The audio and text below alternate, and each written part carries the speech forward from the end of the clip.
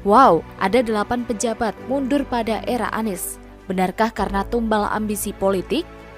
Ditulis oleh Widodo SP dari siwo.com. Adapun Pak Edi, beliau belum pernah ketemu saya, belum menyampaikan. Dia hanya menyerahkan surat pengunduran diri, tapi belum bertemu dan belum ada informasi lebih jauh. Tapi informasi yang sampai kepada kita memang pada hari ini ibunda beliau sedang sakit dan beliau tidak berada di Jakarta. Setelah rencana anggaran Provinsi DKI Jakarta tahun 2020 menjadi sorotan karena nilainya yang fantastis, 2 pejabat tinggi Pemprov DKI mengundurkan diri. Di antaranya Kepala Badan Perencanaan Pembangunan Daerah DKI Jakarta, Sri Mahendra, menyatakan pengunduran dirinya pada Jumat sore. Situasi dan kondisi yang terjadi saat ini yang membutuhkan kinerja Bapeda yang lebih baik lagi. Saya mengajukan permohonan untuk mengundurkan diri dengan harapan agar akselerasi Bapeda dapat lebih ditingkatkan bersama saya akan datang.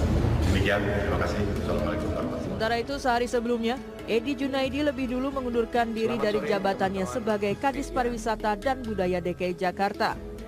Ia beralasan ingin menjadi staf di Taman Mini Indonesia Indah.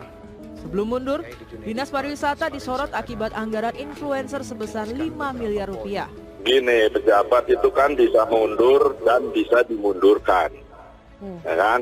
Nah, itu halusnya begitu. Tapi saya tidak tahu ini apakah real mundur atau dimundurkan, karena cuma 2 pilihan. Nah, kenapa lagi ribut? Yang lagi dibahas ini kan menjadi kemana-mana itu karena komunikasi dari Pemprovnya juga tidak baik. Pertanggal 17 Mei 2021 lalu, Pujiono yang semula menjabat sebagai Kepala Badan Pengelola Aset Daerah atau BPAD DKI Jakarta menyatakan mengundurkan diri dari jabatannya. Ketidaksanggupan memenuhi target kerja dari sang gubernur menjadi alasan mundurnya Pujiono. Namun, Pujiono bukanlah pejabat satu-satunya yang mundur pada era kepemimpinan Anies Baswedan, karena masih ada sedikitnya 6 pejabat lain dengan posisi yang tidak main-main, yaitu semuanya dimulai dari Edi Junaidi atau Kepala Dinas Pariwisata dan Kebudayaan. Isunya terkait anggaran untuk influencer luar negeri. Mundurnya Edi disusul oleh Sri Mahendra atau Kepala Bapeda.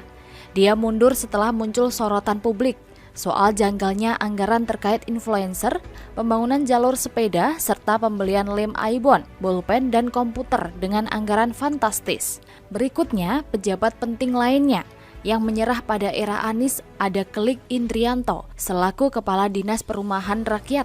Orang ini mundur karena kabarnya berkinerja kurang maksimal terkait proyek mustahil rumah DP 0% yang sampai sekarang sangat jauh dari target semula. Sudah 4 nama ya sob?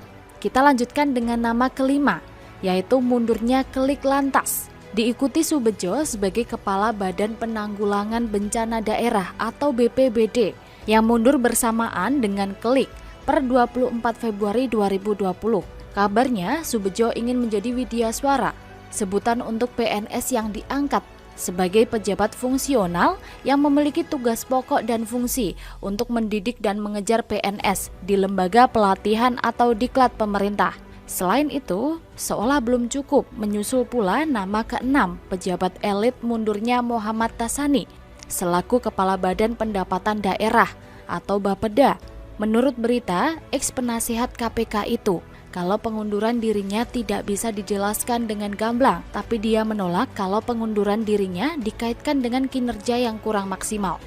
Lantas, nama ke-7 menurut lansiran Kompas, ada nama Agung Wijaksono yang dengan bijaksana seperti namanya, memilih mundur dari posisi sebagai Direktur Transjakarta karena alasan keluarga.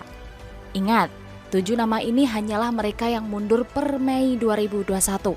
Belum termasuk Direktur Keuangan PT Jakpro Yuliantina Wangsawiguna yang mundur awal 2022 kemarin. Jadi, sedikitnya ada 8 nama pejabat berpangkat keren yang mundur sejak Anies menjabat sebagai gubernur. 8 orang dalam kurun waktu sekitar 4 tahunan lebih sedikit. Bisa dibilang cukup buruk buat penilaian publik, apalagi mundurnya sebagai